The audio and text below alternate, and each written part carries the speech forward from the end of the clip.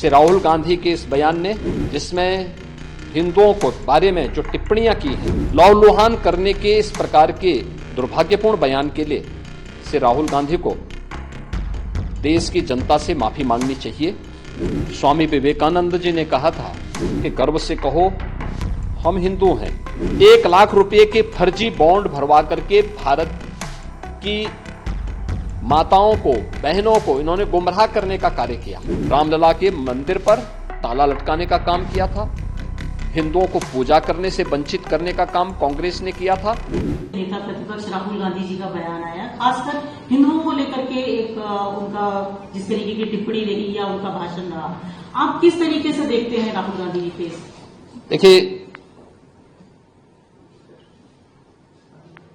हम लोग ये मानते थे कि हो सकता है कि नेता प्रतिपक्ष बनने के बाद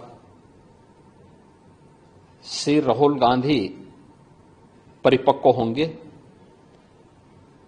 लेकिन मुझे ये बोलते हुए अत्यंत खेद की अनुभूति हो रही है कि उनका बयान अभी बचकाने से उभर नहीं पाया है। एक अपरिपक्व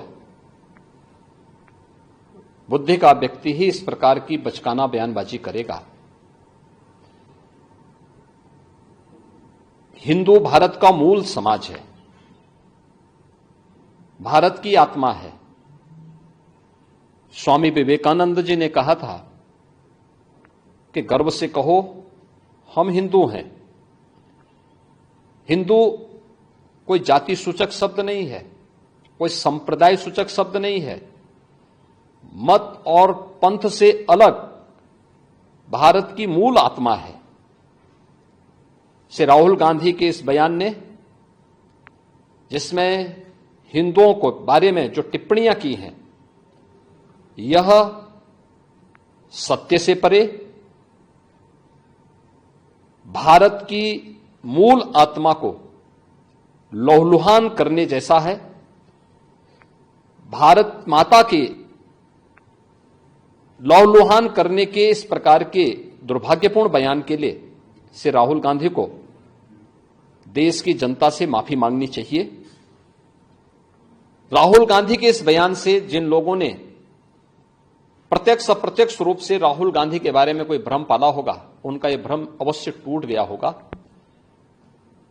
मैं श्री राहुल गांधी के इस प्रकार के वक्तव्य की निंदा करता हूं और कांग्रेस पार्टी से कहता हूं कि वह श्री राहुल गांधी से भारत की जनता से माफी मांगने के लिए कहें। सर, एक और बयान उन्होंने पार्लियामेंट में दिया राहुल गांधी जी ने। उन्होंने कहा कि अयोध्या का नाम लिया और उनका अयोध्या में जिस तरीके से विकास के नाम पर लोगों का यहाँ तोड़फोड़ की गई, अतिक्रमण किया गया, उनको मुआवजा नहीं दिया। आप किस तरीके से देखते, कितना सत्य से परे है उनका? देखिए, राहुल गांधी के दोनों बयान इस बात के प्रमाण है कि इनको सत्य से कोई वास्ता नहीं है। हमने लोकसभा चुनाव कैंपेन के दौरान भी देखा है, अनर्गल प्रलाप करके इन्होंने जिस प्रकार की गुमराह करने वाले वक्तव्य दिए थे, झूठे वक्तव्य दिए थे। संविधान का गला घोंटने वाले लोग संविधान के बारे में गुमराह करने वाले वक्तव्य देने के लिए विदेशी पैसे के बल पर चुनाव को प्रभावित करने का इन्होंने प्रयास किया। 1 लाख रुपए के फर्जी बॉन्ड भरवा करके भारत की माताओं को, बहनों को इन्होंने गुमराह करने का कार्य किया।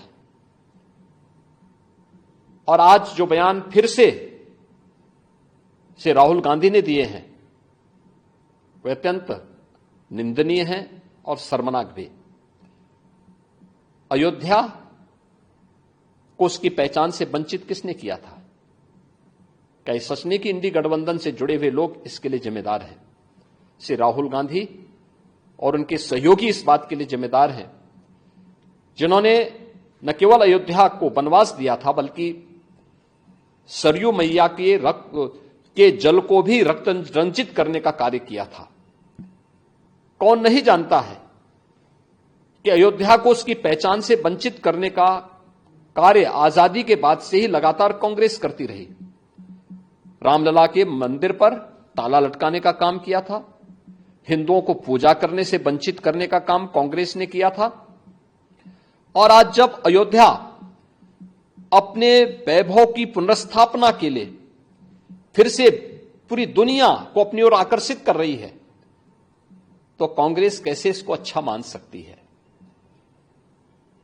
श्री राहुल गांधी का बयान झूठ का एक पुलंदा है। सच्चाई यह है, अयोध्या के अंदर 1733 करोड़ रुपए केवल मुआवजे के रूप में अयोध्या वासियों को प्रदेश सरकार ने उपलब्ध करवाए हैं। चाहे वह भक्ति पथ हो, राम पथ हो, जन्मभूमि पथ हो, चाहे वह एयरपोर्ट के निर्माण का हो, चाहे वह 14 कोसी परिक्रमा के मार्ग का हो, एक एक वहां के नागरिक को, जिसके नाम पे जमीन थी, जिसके नाम पे दुकान थी, जिसके पास दुकान का पोजीशन था, उन्हें प्रॉपर कंपनसेशन दिया गया। प्रॉपर कंपनसेशन देने के साथ ही जो दुकानें थी, जो अपने पीछे दुकान बना सकते थे, उनके लिए उस प्रकार की एफआईआर में छूट दी गई। जिन लोगों के पास उस प्रकार की स्पेस नहीं थी, उनके लिए मल्टी लेवल कॉम्प्लेक्स बना करके वहां पर उन्हें शॉपिंग कॉम्प्लेक्स में उन्हें स्थान देने की कार्य को आगे बढ़ाया गया। श्री राहुल गांधी के बयान सत्य से परे हैं, झूठ का एक पुलंदा है। उत्तर प्रदेश और अयोध्या को बदनाम करने की साजिश है और भारत की छवि को, अयोध्या धाम की छवि को दुनिया के अंदर खराब करने की अपनी उस मानसिकता का हिस्सा है जो एक्सीडेंटल हिंदू लगातार आजादी के बाद से करते रहे हैं। लेकिन इसका जवाब समय आने पर अयोध्या की जनता भी और देश की जनता भी कांग्रेस पार्टी और इंडी गठबंधन को देगी।